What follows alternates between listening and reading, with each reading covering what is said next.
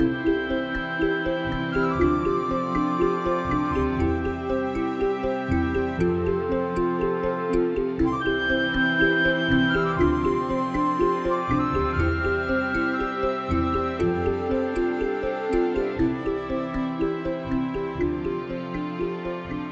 it's 27 years ago we first came to Australia, and just they couldn't even spell Buddhism, let alone know what Buddhism was. So imagine like going around the streets dressed like this. But you got some really good stares, but it's a great advertisement. You know, like they couldn't sort of ignore you dressed like this. But it was tough at first because we didn't have any money, we didn't have a place to stay, so it was very tough. But little by little, when people got to trust you, that was the most important thing, because they checked you out for the first couple of years, knew you were sort of real monks, you were practicing well, you were simple, and you were teaching good things, being kind, and those were sorts of things which inspired people to say, yeah, we want these monks to survive, so they supported us. So we managed to build up a strong community over the years.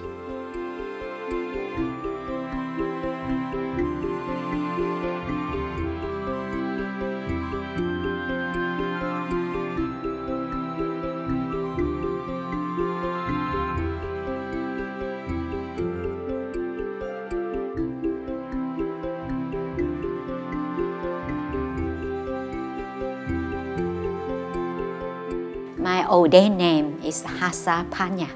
So Hassa means joyous, Panya means wisdom. So my name is Joyous Wisdom. I learned a lot, and I never thought that being a nun, I have to learn lots of things. You know, how to use chainsaw, and with the water system, and how to fix the drain, and digging trenches and things like that, because when you live in the forest, so we have to learn a lot of skills to be able to live in the forest. But I find that it's really good, like lots of experience, lots of things that we thought that only man can do it, and actually we can do it too, you know. Lots of time we always think that we can't. So when we think that we can't, we can't. So, but because of we are living in the forest, and because we are the nun communities, so we have to be independent, and then we have to learn to do things ourselves.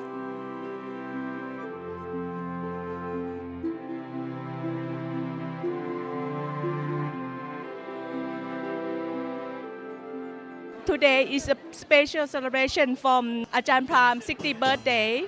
Thank you to Ajahn. Beautiful heart and beautiful mind. It's very nice to have my big brother visit me from England for the first time. It's about time you come here, big brother. After many times I visited you, and this is the first time you come to visit me. But nevertheless, I've put on a big party. It's not my birthday party, it's welcoming my big brother from UK. So welcome to this humble place. As you see, I live a very simple life. With lots of solitude and peace. But nevertheless, it's very nice to see you here on my 60th birthday. And I forgive you publicly for all those times you beat me up when I was a kid. So, what is your reflections coming to a Buddhist monastery for the first time? My reflections are how busy it is, and how many people are here, and how well regarded you are. See, because Buddhism is growing in the Western world, and so am I. See that? Very good. Humour, that was part of my upbringing. My father came from Liverpool. If you haven't got a sense of humour in Liverpool, you don't survive.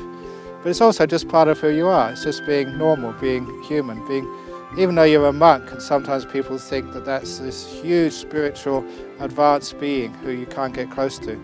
Humour is something which draws people together. When you laugh, everybody laughs, and that means that everybody is part of you.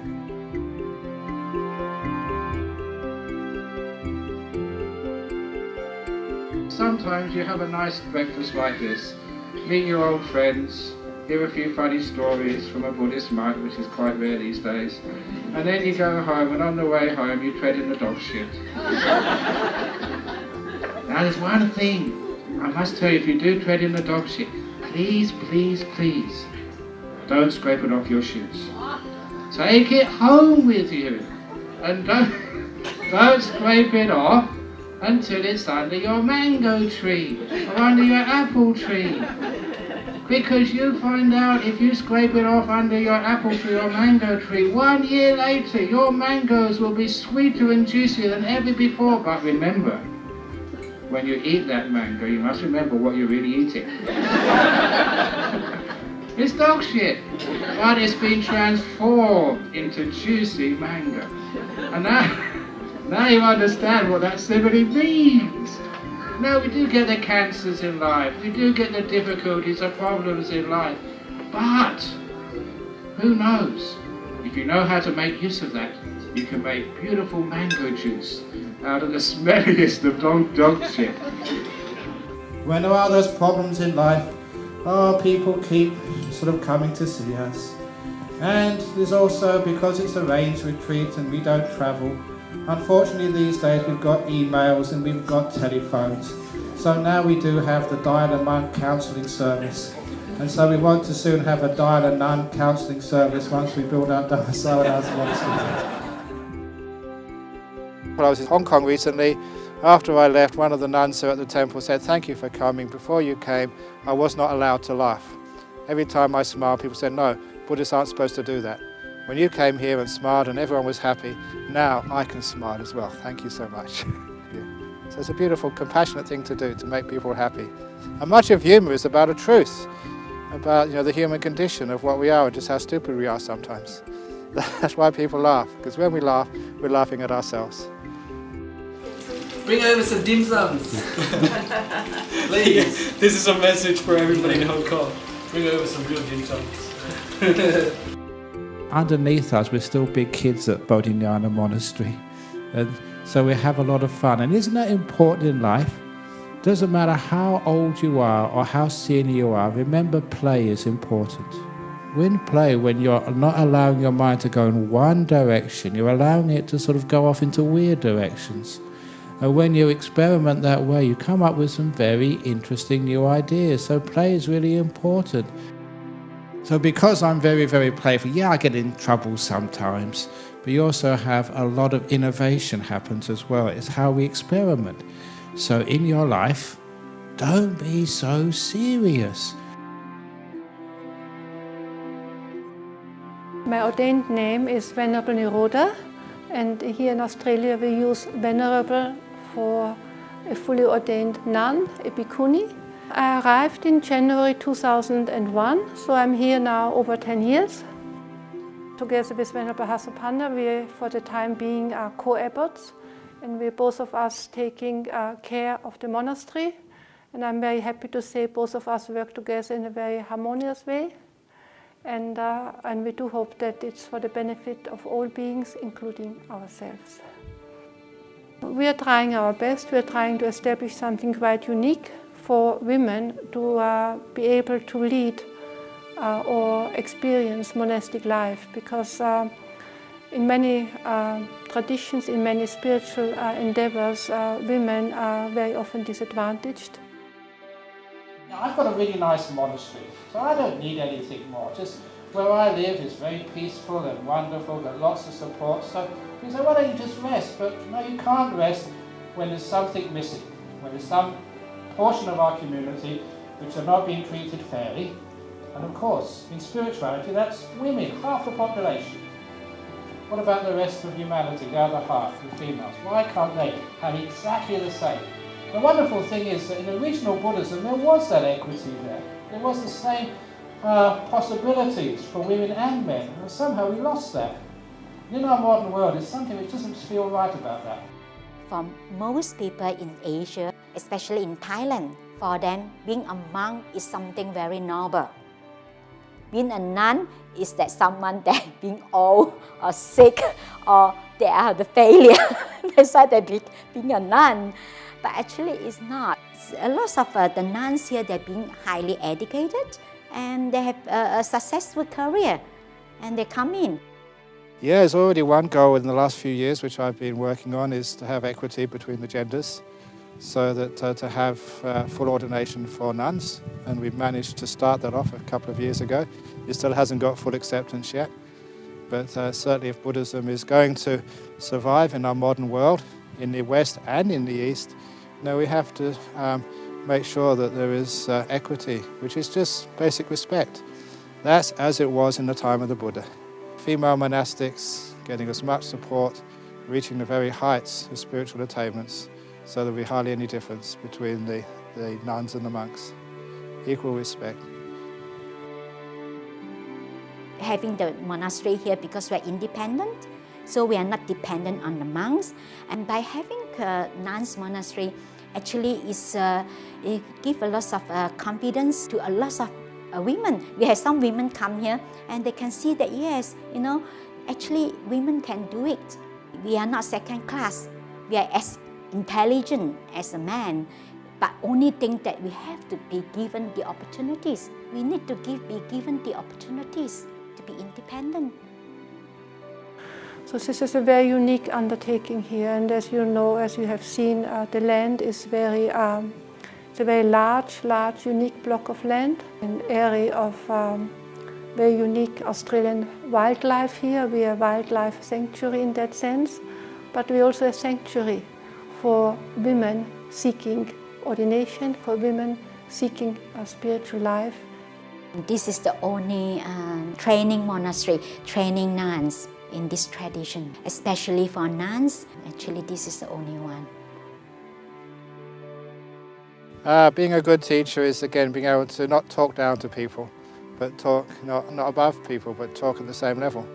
You can be honest, you can be upfront, you can teach from the heart, and you can bridge that gap. And the relating Buddhism to people's daily lives, and humour as well. And one of the most important things is, I found in teaching, never planning what you're going to say, but just keeping a kind, peaceful mind, and then relating to people. For example, I gave a talk a couple of nights ago about Buddhism and bananas. But when you have a banana, you usually peel it from the top. And that's a lot of suffering. Sometimes it squashes, sometimes it's hard to open. And the reason is we don't really follow the experts. Who are the experts with bananas? Monkeys. And if you watch how a monkey peels a banana, it peels it from the bottom. So when you learn how to peel it from the bottom, like the experts do, you have less suffering. And that's like a simile about people come to the experts, the monks, they learn how to meditate, they learn how to let go of suffering and pain in life. Because too much in life, it's like we peel the banana at the wrong end. And that's why you have pain and suffering. So you come and learn from the monks, you learn how to peel life at the right end, and then it doesn't get all squashy and squishy. We're just trying to rise to the occasion. So it's not that we certainly, I feel, we're not fostering any ambitions. We don't try to be the best and the biggest. But as it happens, out of our karmic potential, that many good things have come together. They were driving, where you can see this small piece of land up in the back of Gijigana, 30 acres. But as we passed this big sign, 600 acres of paradise. And of course I said, let's have a look at it. They said, no, we can't afford that. And unfortunately, I'm not just a spiritual director of the Buddhist Society of Western Australia, I'm also known as a spiritual dictator. So I told them, get inside there, I want to have a look at this place. And of course it was beautiful. That's our present Dhammasara. So I said, let's give it a try. So it was going to be auctioned. And of course, we don't know how much it was going to be. And this gentleman over here, Eddie Fernando, he was a person who was bidding for us. And when we actually saw how much money we had in the kitty, borrowing a bit from there, another loan, interest-free loan from somebody else, borrowing, when we got everything together, the maximum we could possibly afford, the maximum, and that was really stretching it, was 600,000. We knew that was going to be very difficult. So I got there early with a few monks. And my goodness, did I do some heavy chanting. Really heavy stuff. And then when they did the bidding, the auction, it was really exciting. And they started bidding. And it went up to, I think, Eddie, he put his hand up for 600,000. I'll give it. And I was using all the powers of my mind to try and keep people's mouths shut. And then someone put their hand up and said, 625. Oh, we'd lost it. No, we're over the top, we can't afford that. And this man, Eddie, put his hand up and said 650. And our treasurer, he was going apoplectic, he went red, steam was coming out of his ears. He can't do that. And of course he did, it was too late. And so it was brought for 650. Because Eddie Fernando over here did not follow instructions. Thank you, Eddie.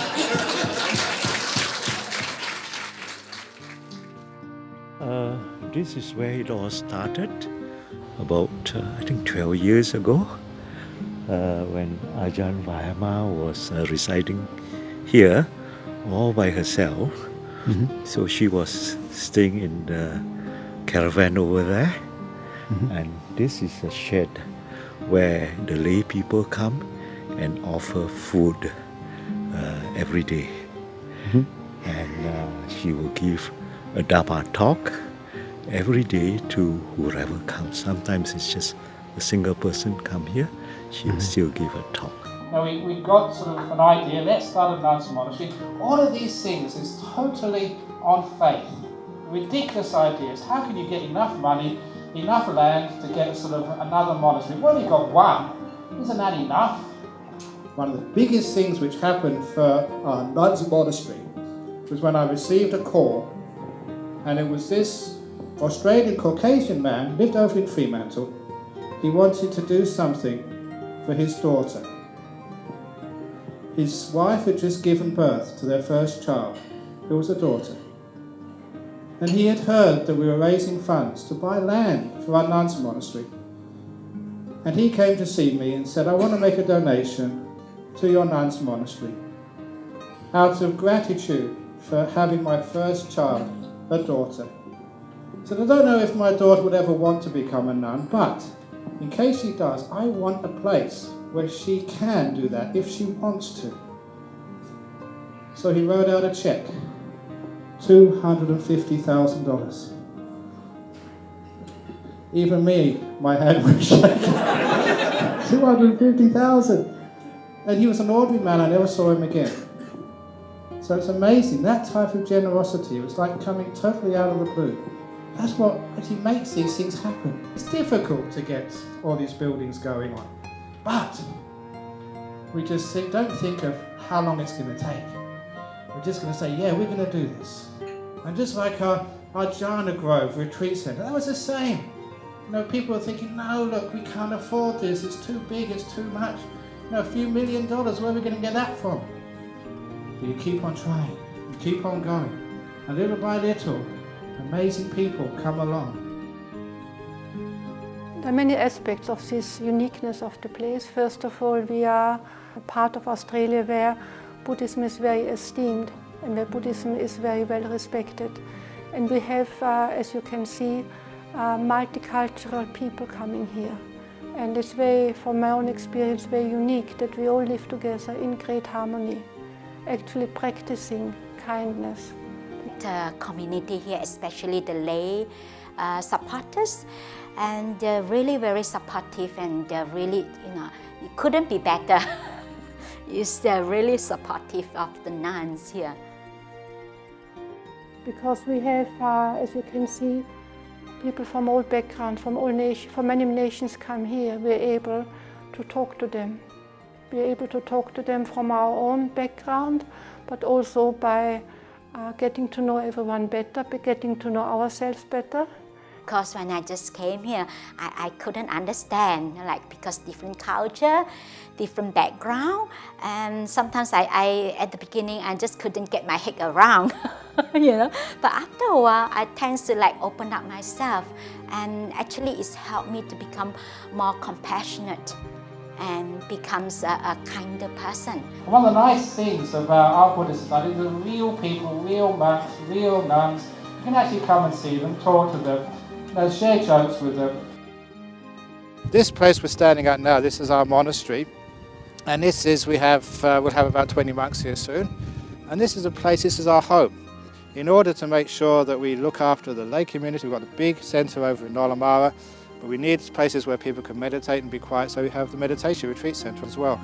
And that's incredibly popular because we've made it comfortable for people. So meditation is not some like going to the dentist, which you have to be afraid of, but you've got to do anyway, so you grit your teeth and think, I better go on meditation retreat. No, it's something you like doing because it's comfortable.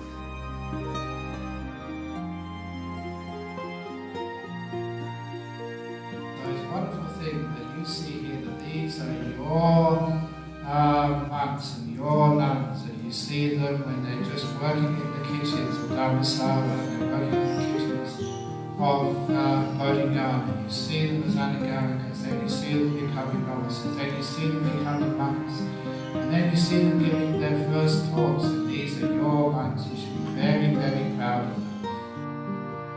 One of the most important things is sincerity, because so many people have lost their faith in institutions, in government, in police, even teachers, and in churches as well. But for the last 27 years we've been here, we've had an impeccable record, and that's one of the wonderful things we've been able to achieve, simply because we've been so open. We are taking care, we're taking care of the land, we're taking care also in a way of future generations. But by the same token, we only can do what is possible. Just a simple life and a life of integrity. We don't have lots of material things. So we are teaching by example. And it is possible. And this kind of happiness, this is the happiness of peace, happiness of calm. Only by being calm, peaceful, only the inner peace and the calmness leads to contentment. Actually, contentment is the greatest wealth. If the female Sangha is well established, I feel they have an important role to play for society and also for the Sangha at large. I cannot explain in words, but the ordination for me has made a very big difference. And I will always honor that, and I know it will always honor and respect and with gratitude to all the people, monks and nuns, who have been involved in making this possible. And therefore it's very important that we have a so-called international monastery here, where people from many backgrounds, people from many nations can come and practice together. Once you start on the spiritual path, East and West in the end falls away. And as Venerable Hasapanna mentioned, we all have to then open up to other people's doing, how they are, how they function, but underneath of it all, we will experience in our own heart, in our own minds, the same humanness. Now, at the end of our life, what have we done really inspiring, really good? Building places for monasteries, building Buddhist centres, places where people could go and meditate at Ajahn and go. These are great things which we've all achieved. And that's what a society is. People who come together for a beautiful cause and we make it happen. When we have the scale model for our retreat centre, a lot of people said, oh, that's just a dream. We'll never raise enough money for that. Now you go there and it's there. It's reality. In a few years' time, you remember this evening. You remember when the Sala complex at Dhammasara Monastery was just a model, a small model which can fit in the back of your car. And then you'll see it, reality. A beautiful complex there, where people can go and meditate with the nuns. They can stay overnight. They can just relax and be refreshed. It's a resource, a beautiful resource for you and for everybody else. So that's why we're doing these things, to inspire, to do something very meaningful for our society. Certainly we are very grateful to our donors, and we hope that they also can come and visit us and enjoy and see through their generosity what has been made possible for the benefit of so many people. So the nun monastery here, maybe your daughter, your granddaughter, your great-great-granddaughter, they might not want to become a nun, but if they want to become a nun, there is a nun monastery here in Western Australia. So that is benefit many more future generations to come. So this is our future. Dhammasara future is our future.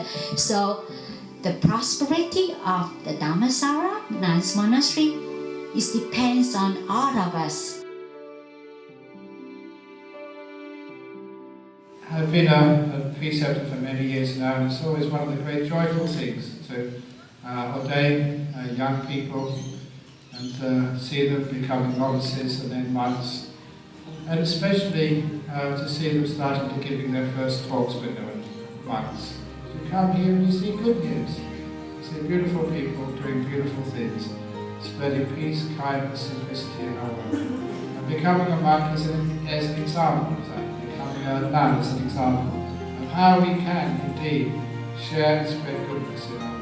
So it's a wonderful thing that you see here that these are your monks and your nuns, and you see them when they're just working in the kitchens of Dhammasara, and they're working in the kitchens of Bodhinyana. You see them as anagarikas, then you see them becoming novices, then you see them becoming monks, and then you see them giving their first talks, and these are your monks. You should be very, very proud of them.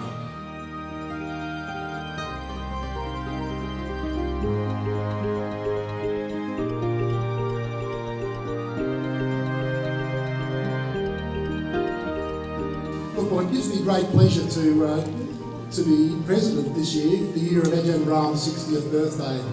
And what a day it is too, and what excitement and pleasure that we've all had in leading up to it, just preparing for this day. For those of us that have been working over the last couple of years, and you know the trials and tribulations that Ajahn Brahm in particular has had, along with the ordination of the nuns and so on. It's particularly gratifying, really, to have you here, sir, to present this statue today. Quite a wonderful thing for the King of Thailand to permit such a statue to come to the Bodhinyana Monastery. And I'm sure that Ajahn Brahm feels very, very good about that too. Bodhinyana Monastery, Saputine, Western Australia, and in particularly the most venerable Ajahn Brahm, have been instrumental in bringing the Dhamma and propagation of Buddhism to this vast continent. In respect of this noble undertaking, the World Fellowship of Buddhists hereby present and respectfully engage one Prasasada Buddha image to the Bodhinyana Monastery, Saputine.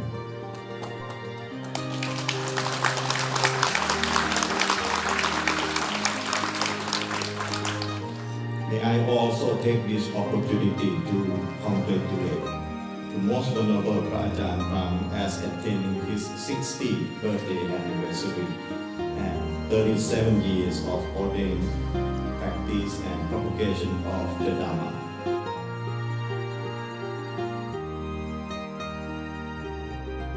I'm just going to start the song. Join in with the, I'd appreciate that. So, happy birthday to you. Happy birthday to you. Happy birthday to Mom.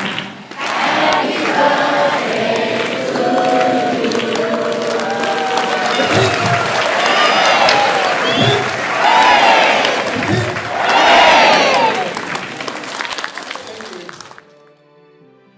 So, hope everyone has a wonderful day, and make peace, be kind, be gentle, and please smile a lot.